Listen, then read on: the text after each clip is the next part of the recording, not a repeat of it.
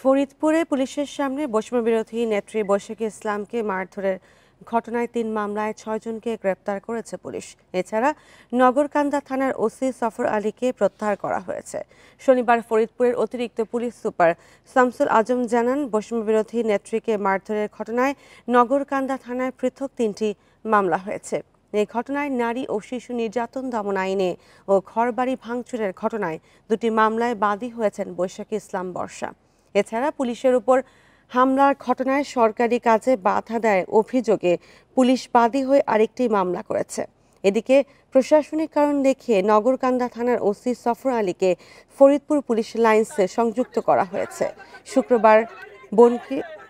শুক্রবার বোনকে উত্ত্যক্তের প্রতিবাদ করায় ফরিদপুরের বৈষম্যবিরোধী ছাত্র আন্দোলনের যুগ্ম সদস্য সচিব বৈশাখী ইসলামকে মারধরের অভিযোগ উঠে বিএনপি নেতার বিরুদ্ধে।